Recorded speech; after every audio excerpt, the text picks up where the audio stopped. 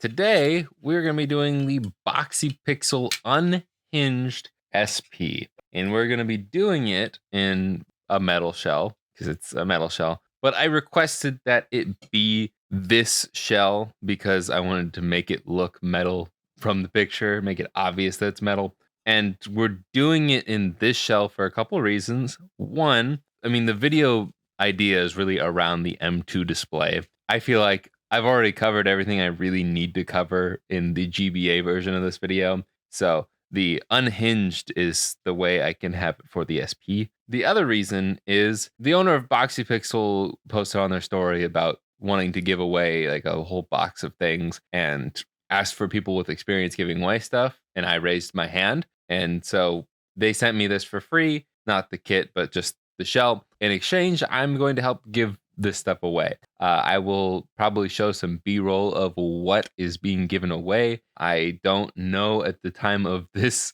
recording how the giveaway will be conducted. I'm guessing a Gleam giveaway, and there will be information down below on how to enter. I'm going to stop saying the G word because YouTube does not like that and will suppress this video. But thankfully, this will mostly be found through search function and through the link in my main channel video, where I'm probably not going to mention the giveaway, or if I do, it won't be that much. I already said the G word again. But anyways, let's get into the actual video. I forgot to grab the USB-C. Hold on. Or a motherboard. The only thing I'm not actually going to do with this particular mod is the aux port. I don't really care about headphone jacks. I don't use headphones when I play handhelds unless it's like the Steam Deck, I guess. But even then, I'm just probably going to use the speaker if I even have the speaker turned up. So I will do the USB-C because we can put this board in here for the USB-C port, charge it via USB-C,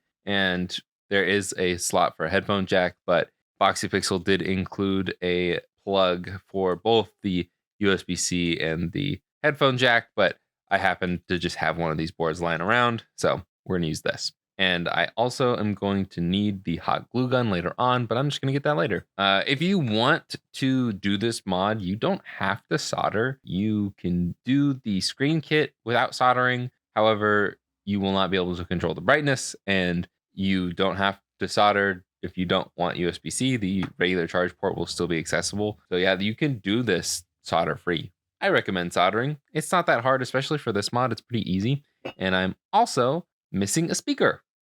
I was not prepared enough for this video, but we are going to do the same teardown that I do for all the SPs that I've done a million times on this channel. We've got 1, 2, 3, 4, 5, 6 tri-wing screws to remove. And we actually don't need to save any of these screws because they are all going to be using specific screws for this metal shell. If you're following along because you wanted to do the specific M2 screen from Funny Playing, this isn't the best tutorial to follow. I will link my V2 in-depth tutorial that's on the main channel in the description because it's gonna be pretty much the same process.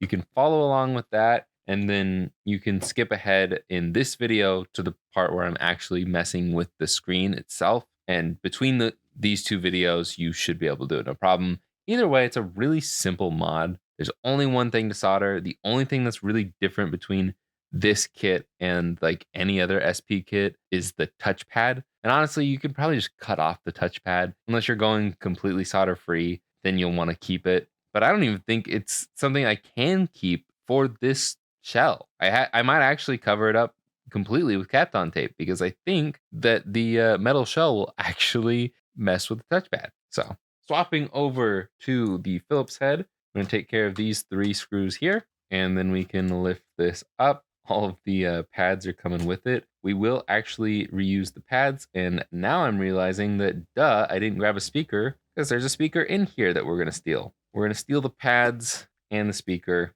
and then I don't really want to use these LNR buttons, so I don't think I will. But we'll take this stuff out, and I think that's all we're going to need for now. So let's get our screen out. We've got a little bracket here that we will want, and then we can drop out our screen kit. So what we'll do here is we can, let me zoom in here. we can lift this tab up with our fingernails, and then we're actually going to rotate it like this, and we're going to unbend this part of the cable because we are actually going to have this rest around here and then be plugged in kind of like this. It's a little awkward, I know. I'm trying my best here. Even just looking at the picture on Funny Playing's website, it looks funky. Oh, they have it. Okay. Funny Playing, get a better tutorial because the next picture, they have it underneath and you plug it in like this. So we're going to slide this into this connector like so.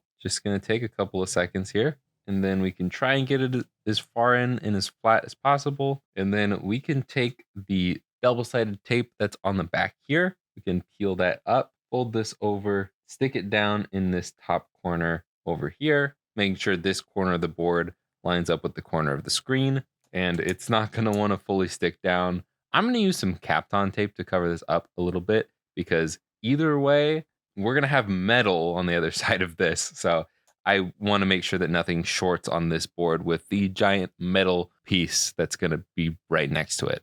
And actually, first thing I'm going to do is I'm going to cover the touchpad up with Kapton tape since I am doing this in a metal shell. And honestly, the touchpad for Funny Playing kits is always awful. So only use it if you're not going to solder. Otherwise, it's pretty much pointless to use. The brightness button will do everything and more. So you can cut it off or you can cover it in Kapton tape.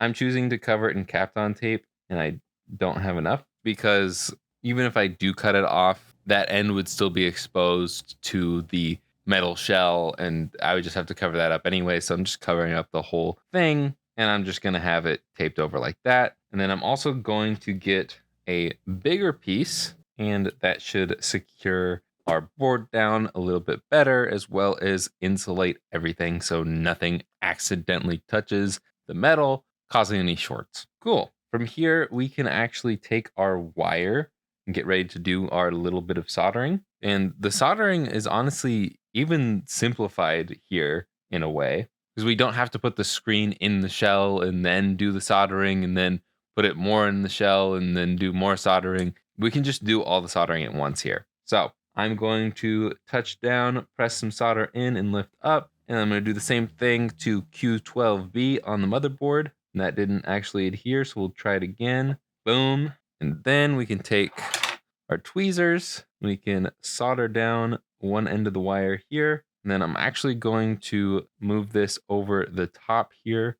And we can finish the soldering by doing this, connecting that wire to that pad that we just added solder to. And soldering is done, unless we're going to do some USB-C soldering, which we will actually do a little bit later, just because I think it'll be easier routing the wires and stuff. But for now, we're going to take our screen, we're going to slot it in here, and then we're going to lock those two tabs down on both of these sides, and our screen is inserted. So now I'm actually going to zoom out, and I'm going to peel the peel off of this. And yes, I got a silver screen to match the silver aesthetic. I think that's pretty darn good. So we can actually flip this all over. Okay, they just have it so you just like fold this back over. Interesting. So we can put the screen down flat. That's the easy part. And I'm going to put my motherboard like this for a second so we can install our buttons and stuff. One of the unfortunate parts to this is you do have to use the Boxy Pixel buttons for this particular shell. So I hope you like metal buttons. And at least the nice thing is it makes it a lot easier to just drop them in because they're just simple circles. And then we can put our membranes over the top of their respective buttons. You may actually need to trim off the little circles if you think that your button presses are too tight. I don't know, that's not the word that I'm looking for. Too stiff. Stiff's the word I'm looking for. If you think the button presses are too stiff, you need to cut off the little circles on the membranes. But I'm not going to do that here because I'm being lazy. And also I just want to see if it is actually something I need to do or not. Then we can put our little circle in there, cloth circle, with our speaker in its spot. And one last thing, I'm gonna actually stick my scissors underneath here because I don't want the buttons to press up being laid down flat like it is. You are supposed to trim off all of these posts, and I guess I should have done that to start. But if you have some flush cutters, you'll probably want to trim these off here and make sure that none of those posts that you just trimmed off are actually on the motherboard still. And lastly, if you chose to buy the extra piece, I am somehow misplacing it. There it is. You're going to want to put your light pipe in now. And actually, I don't know why I thought I could do this later. We're going to go ahead and do the soldering for the USB-C port and the aux port if you want to. I'll have the instructions for both on screen here and link down below if you are following along with the Boxy Pixel installation. This is just kind of a mess of a tutorial, I'm being honest, but I'm going to plug in my hot glue gun now, then we're going to solder, and then the glue should be warm enough to secure everything down. I am going to get a red wire and a black wire, and I'm going to make it about as long as the board, just so we have enough room, because we have to solder. I'm actually going to make it a little longer than the board, because we have to solder from the charge port on one side to get to here on the other side of the board. So we're going to put it about here. I don't know how long that is. Then I'm going to use my wire strippers to strip both ends of both wires. Then I'm going to turn my iron back on, and we will zoom in for this portion. I was really thinking that you solder down here, not here, but I'm going to follow the instructions, and I will let you know if the instructions were wrong, but we'll just add some solder to both of these pads next to the USB-C charge port, and negative is going to be on this side, and the positive will be on this side. And then we will flip this board over and just pretend to lay it in for now. I'm going to clean my iron, and then I'm actually going to put some flux down over these pins of the charge port, because we're going to be soldering to one of those, which is going to be the second from the right for the positive 5-volt line. And then we can actually add a little bit of solder to this post, either post really on the side, because this will be an easier ground contact to solder to than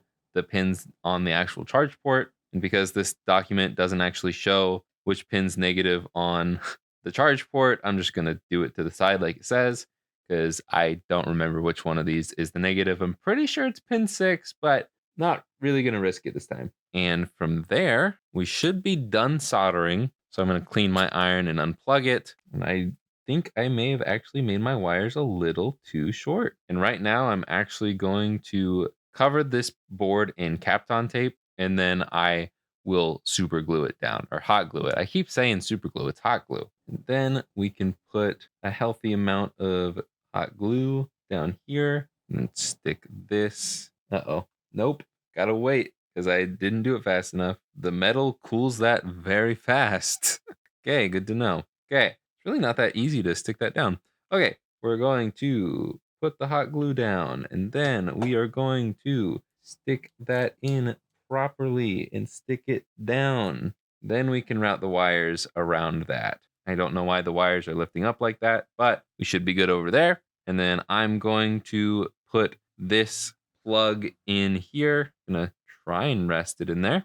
Then we're gonna do the same thing. We'll add a little bit more there. And it's probably not gonna go anywhere anyways, but just make it extra secure. Pull the stringies away. Then I believe we can actually flip this over and put everything into place. Be careful of the wires for our new charge port, especially because they are not wanting to cooperate. Fun. Also need to stick this ribbon cable wire out for the time being. And I'm really starting to think I did not make these wires long enough, because the negative wire is not wanting to cooperate. Oh gosh, and everything's connected. Okay, I know this is a bit jarring. It's a new setup. This video isn't going well, okay? So I'll explain this a little bit later in the video as well, but the reason why we swapped to the weird phone angle, my third angle that I rarely use anymore, is because I accidentally cut power to the top-down camera. And so I lost like 25 minutes of footage right there. So at this point, before I even cut the power, before I realize I'm about to lose all this footage, it was already not going well. Make the wires longer for your charge port and your aux port if you're doing that. And then now I'm actually going to show you with the top-down camera how it actually should look and the best ways to maneuver this shell with a couple other things that I want to throw in here. I'm pretty much going to finish the rest of the tutorial here until like a certain point when we get back to basics in the original recording. Anyways, okay, so where we last left off, we were around here, and I'm going to carefully lift this up. And this is where I have my wires routed because I made these wires just a hair too short. I would give it another like full inch, honestly, because there's plenty of room for the wires to just rest in here. But if you do cut it too short, like I did, you can, as long as it actually reaches, you can use some Kapton tape or some sort of tape, really any tape should work, to tape down the wires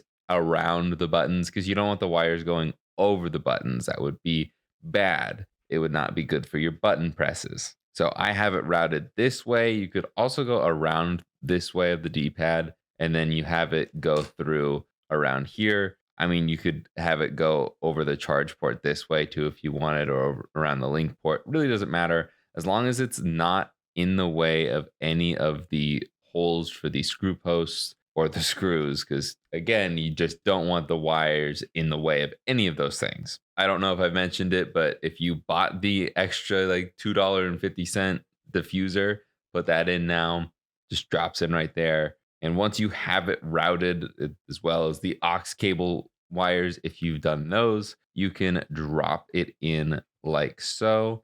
You will have to wiggle it around to find the right spot. Lifting it up also helps a lot, and eventually it should go in, but you'll also probably need to check to make sure, oh, hello, that your membranes aren't like peeking out like mine were there. And then once you're able to get it somewhat flat, you might have to put a bit of pressure down. You're only going to be using 2 screws here. So I have the shortest ones. I believe they're the 3mm ones. And we're only going to put one in this center one here and this one on the left. Why? Because there's no screw post for this bottom right one. There's no screw post here. It does not exist anymore because the USB-C port is there. Even if you decide not to use the USB-C port, it is no longer existing. Now, I just want to bring your attention to the Boxy Pixel tutorial that he put on his website. It doesn't show anywhere which screws you should be using, and that was really frustrating to me. So I pretty much just went with the shortest screws for everything. And if it wasn't like gripping onto the shell, then I step it up, because he only really shows which screws to use here and which screws to use here. That's really the only points I could find, unless I'm just like blind. And so I got really frustrated with that. And it's still a little annoying, but I also had a very obviously frustrating day of recording here. So I'm not going to knock him too much, but clear instructions is essential for stuff like this, especially when it comes to something as simple as which screws to put where. Make it as clear as possible. Anyways, that's my rant. I should explain that this bracket for the M2 screen does not work in this Boxy Pixel mod. So it may be useful for other types of shells, but for this instance, it just does not fit. I tried for like probably 5-10 minutes to get this to fit. It just doesn't. And also, you're not going to be using the touchpad. So yeah. Okay, I don't know what happened to my bag of, oh, the 5mm screws are here. Okay. I actually am just now noticing that he said to use the longer screws for the top. So I will do that. I just want to actually put something in here to keep the screen in place. I'm trying to look around my desk for something that would work. And honestly, the best thing that I can think that would work is just folding up a little piece of paper towel. So since I don't have any extra foam, that's literally what I'm going to do. I'm just going to use some of this, fold it up a couple of times. That might be too thick, but we'll see. Yeah, that's going to be too thick. So just going to cut those. Something like this should honestly work perfectly. And even use some of the extra pieces to put at other places. And then see if we can fit this in. And then I will actually use the 5mm screws here, because he says like up to 6mm, but the longest ones he gave me were 5. So we'll give this a shot. I mean, with it being aluminum, I don't think we're actually going to poke through, but I just don't want to, break anything. But now, if I still like push on it, it's gonna come out a little bit, but maybe when we put the back half on, we should be good to go there. And from here, I'll give it back to Past Me, where you can see how frustrated and sad I am for the rest of the tutorial. I promise I do actually enjoy this mod. It just didn't do a good job. I just accidentally cut power to the top-down camera, and so the past like 25 minutes of top-down footage is now non-existent because it just lost power instantly. So that whole video file is gone. Thankfully, I've been struggling on part of this for a while, so I think I really didn't miss anything that important, and anything that I do need to include in this video is probably on this angle. So it's not the best angle, but at least it's there. This isn't the best tutorial anyways, so I apologize. Anyways, I'm gonna clean the power switch.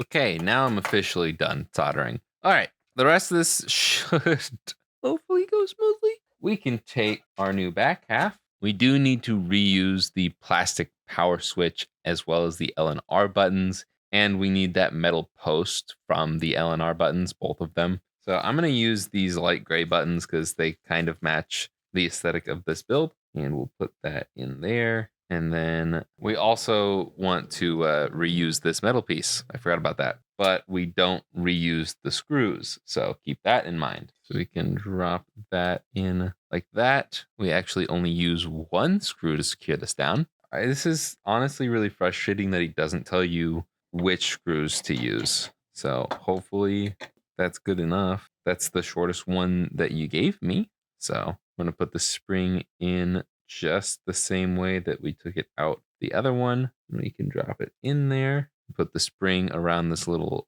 catcher thing, then do the same thing to the other button. Then it should be easy enough to just drop this other half in. I say should because I'm scared. This hasn't been the easiest build. Might take you a couple tries, but I'm gonna press this down, and I believe this is where we use our 5mm screws. No, he says 3 and then try 4 if that's not long enough. But at least he tells you something. I'm sorry, I should be nicer because you did send this out to me. It's really frustrating me. I know I'm saying this, it's kind of ironic as I'm doing not the best tutorial, but bad instructions are some of the most infuriating things to me. And I don't like that this isn't my best tutorial because I want to make good tutorials, but when I have bad instructions for myself, it's hard to make good instructions for you guys. But this is honestly looking pretty good. A and B are a little wobbly. Oh, the brightness button can get stuck sometimes, but I mean, it's not like you're playing it for gameplay, so I don't think it's that big of a deal. I don't like how loose A and B are. Just gonna say that immediately. And I don't think there's much I can do about that. Yeah, I shouldn't review it right now because I'm very pessimistic with my frustration. Anyways, let's finish this build. I'm going to be using a funny playing battery. I've gone over on this channel in 2 separate videos testing out like every SP battery that exists in the aftermarket, as well as all the types of original SP batteries, and found that the funny playing battery is just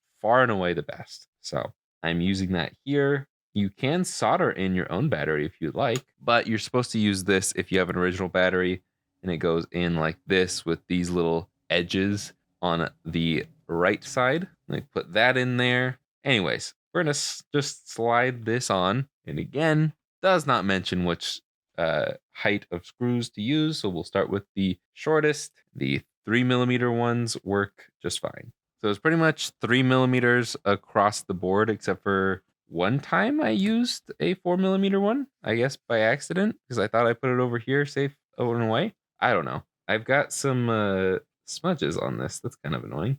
Dirt of some sort. I'm assuming that's for me. I am really done with this project already. That was extremely frustrating, but we've got USB-C, no headphone jack. Again, I'm fine with that. And it looks great. Let's turn it on and hope it works. Cool. We can press and hold the brightness button. That'll come up with the menu. We short press to adjust whatever section you're highlighting, and then we can long press it to go to the next one. We can change the colors. I like 2, and then we can long press again. Different display modes. We got like regular. I think this is anti-aliasing, which really doesn't do much. And then we've got like CRT lines, not a grid, but just horizontal lines. I'm going to put it at 2, and then we can turn frame blending on or off. And then we can do the color grading, which we've got 1, 2, and 3. I like 3, so I'm going to go with that. And then we can just let it go away. We can let it go away. Event, there we go. And then we can press the brightness button like normal to just go through the brightness options without having to open up the menu, which is great. That is really all there is to this kit. Go ahead and slot in a little emerald. Cool. I mean, looks good to me. I think I will actually end up liking this. It was just a little frustrating to put together. I've also had a bit of a frustrating week, but still, I think this was just a little too frustrating to put together for my liking. And even though the screen isn't gonna wobble, if I do press on it, it is gonna wiggle. That is one downside to it. And I just activated the touchpad by doing that. Even though I covered it in Kapton tape, touchpad still works. That's why I don't like touchpads. Yeah, I guess I will only clean the screen by having the Game Boy off. Again, this was not the best tutorial, so if you have any questions, please leave them in the comments down below. Or probably better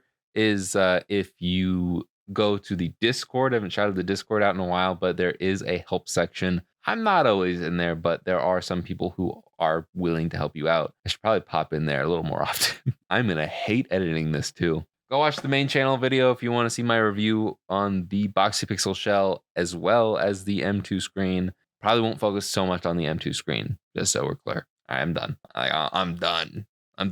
God, this was horrible.